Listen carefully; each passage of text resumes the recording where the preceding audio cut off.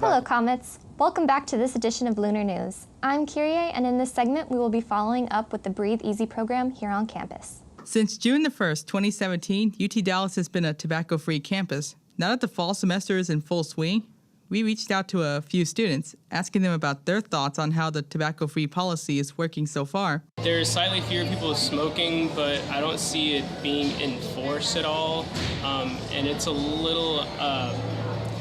It doesn't make sense to me that they're completely banning tobacco products since nicotine's an addictive substance and people smoke because they're addicted to nicotine. And things like nicotine patches and nicotine gum only get you addicted to those two on top of cigarettes. So there are people that pick up electronic cigarettes, which do help a lot more than nicotine patches and nicotine gum by themselves. I feel like, me personally, the way I felt when I was using gum and patches is that I'm not only addicted to just the nicotine, I'm addicted to the act of smoking, if that makes sense. So yeah, I don't think it's going that great at all, not as well as they planned at least. I think as a smoker, I smoke cigarettes, I smoke about packaging. I think it's a good idea to ban smoking from universities, not just documentation. It helps me, myself. Like I stay here from 10:30 until 7 p.m. I do not smoke all this time. Like when I stay at GTD, I do not smoke at all. And when I get home, I'm really tired. I smoke 2-3 cigarettes. That's it. But other than that, if I'm not at UTD, I smoke at least a pack a day. I feel like I would want to see less, but at the same time, I think I see more. Just because like there is a ban now, so like people want to do it because people are telling them not to. We also talked with UT Dallas Police Chief Larry Zacharias for his perspective on the transition and how effective the policy has been. He gave his comments on one of the students' opinions. To expand on what you said, it's actually tobacco-free, more than just smoke. So it includes vaporizers and electronic cigarettes and as well as any other form of tobacco. And since we transitioned in the summer, it actually went fairly well. We expected to have a lot more issues once the fall semester started, but actually there's been very few complaints. We have seen some people on campus, most of whom are visitors, some of whom know, and they're trying to sneak that one cigarette in, but overall it seems to be very well received and very few complaints. And if you did see someone smoking, what would you do? Well, it's a rule, and we're not the sole enforcer of the rule. It's supposed to be enforced by all members of the University of Texas at Dallas. So if we see them, we just remind them we're a smoke-free campus, and they usually comply. So today we have Shannon with us here in the studio. Hi Shannon, how are you doing? Pretty good, how are you? I'm doing good, thank you for asking. Thank you for having me. So you're a senior here on campus, correct? That's correct. So you've seen the university change and grow in many ways. So what are your thoughts on the Breathe Easy program? I have mixed feelings on it. I think it's a little bit too ambitious because it's asking students and staff to, I guess, address their addiction in such a way that this is more of a personal matter with addiction and nicotine, and it's something that they have to personally address themselves, not something that somebody else can enact from the outside in. Mm-hmm. So do you think it's been effective at all or not very effective? I find that it's been effective for me and some other select people that, you know, are currently in the process of trying to maybe quit smoking or trying to find a way to break our addiction habit. Mm-hmm. But for people that are not ready to face that yet, it's a very challenging program that they're struggling with. Mm-hmm. So what changes do you think could be made to make it more effective? I guess personally I find that I think having smoking areas would maybe help with those people that are struggling with addiction, because while we like to think that nicotine patches and gum will really help with alleviating those cravings, unfortunately, it doesn't work for all, and they have to find what works for them. And especially with switching to vapor, but not having vapor allowed here on the property, while I think that maybe not vaping inside of a building is a good way to go about it, but having a good place where they can just sit and vape outside would be very accommodating and might help out with pushing people towards quitting cigarettes and going to vapor.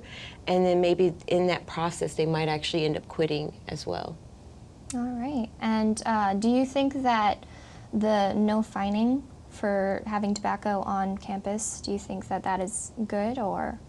I think so. And the only reason why I say that is because this is an addiction that's going to push people to do some pretty crazy things. And finding them is not always the best answer, because we are all broke.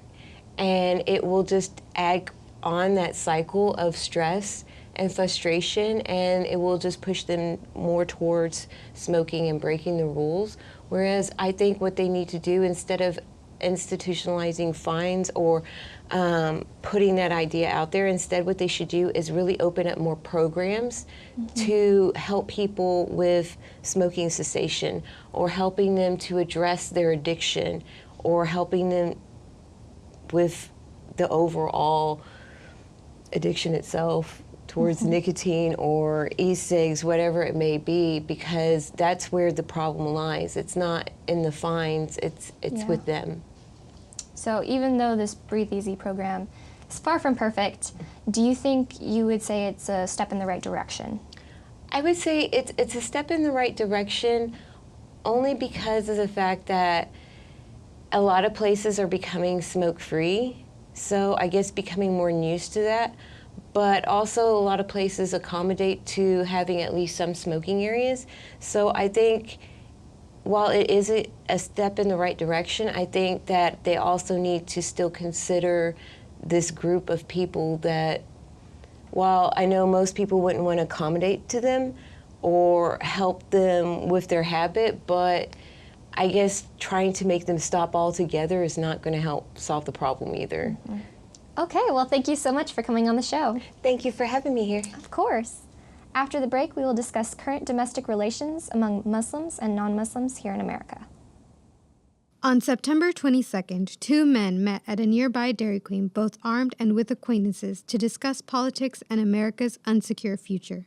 David Wright and Ali Gori have differences in opinion on the current politics and the negative traits of Muslim Americans living in the United States. Both men are disturbed with the current situation that America is in right now, causing their conversations and meeting to possibly become violent very quickly. Instead of harming one another, Wright and Gori decided to go into the Dairy Queen to discuss the current political rhetoric, but Wright wanted more. Previously, he has shown up to the mosque where Gori attends regularly armed with guns. He wanted proof that mosques in Texas are not funding terrorism. After eating a couple of burgers and a long conversation between the two, both of them gained mutual respect for one another. Wright is also no longer planning on showing up to the mosque with guns anymore. Gori hopes that one day Wright will understand his point of view as a Muslim American living in the term of our current U.S. president. Welcome back. I am here in the studio joined by Aman, a freshman here at UTD. How are you, Aman? I'm good. How are you? I'm doing good. Thank you for asking. So, what are your initial thoughts on what we just saw? I think it was a good attempt at establishing relations between non-Muslims and Muslims. I was a little off-put by the fact that they brought guns, which I know that was a way to combat their fears, but at the same time I felt like that was communicating a bit of hostility and could have been done differently. Okay, so do you think it was fair for Wright to bring guns to the mosque in the first place? Or? I think that he was exercising his right. However, again, that was communicating a bit of hostility, and if he wanted to establish an understanding with other Muslims, then he shouldn't have brought a gun or made himself look like he wanted to engage in violence. and that's definitely what bringing a gun signifies. So you said that it could have been better if Wright and Guri had not brought guns to the Dairy Queen. So what are your thoughts on how this relates to our country and gun violence? And Oh, okay. I think it comes down to the fact that we really don't know much about each other in terms of like each group doesn't really know much about each other because we are so, the media has ingrained so much in our minds that all we know is what we see and hear in the media. And so it's on both sides, both non-Muslims and Muslims. We don't know as much about each other, so I think this situation was justified in that they wanted to establish an understanding, and I believe that it was proper that they brought friends and they wanted to peacefully establish an understanding at like a public place. But again, I believe that like in general, when in terms of gun laws and guns, it just comes down to fear of the unknown, and that's really common. That's happening nowadays, and it's just happening. right. Yeah. Yeah. Well, thank you so much, Iman, for coming on the show. Of course. Thank you for bringing me on. Of course. After the break, we have our campus consensus, so stay tuned.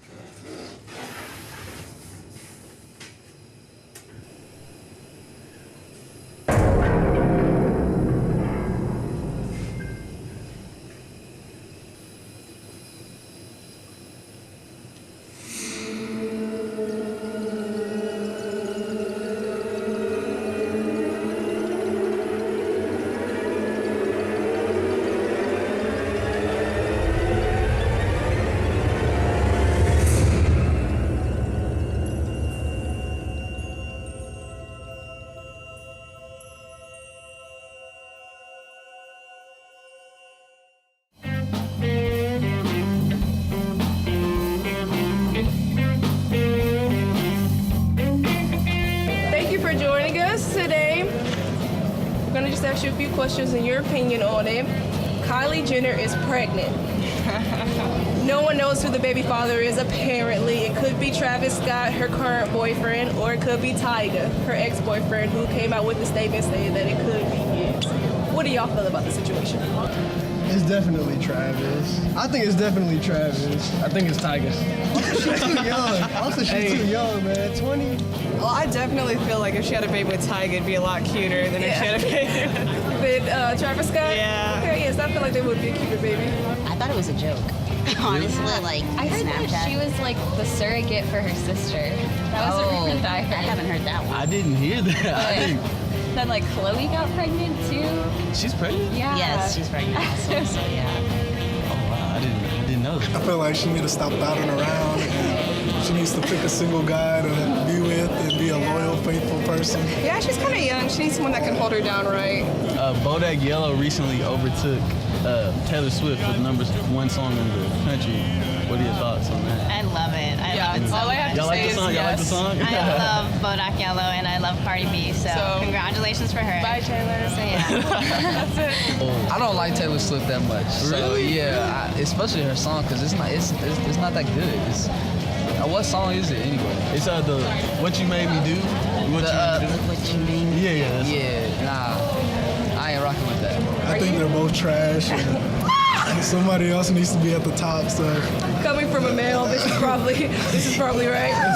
Okay. That was disrespectful. So Donald Trump recently called some NFL players SOBs for them, kneeling. That's like something I would say, not like some, I wouldn't say that myself. I mean, it's like somebody young would say, not no president of the United States. Oh, yeah, go ahead. Go ahead, yeah. He called them SOBs for kneeling during the national anthem. What are your thoughts? This is my thought. Yeah, I'm just an SOB then.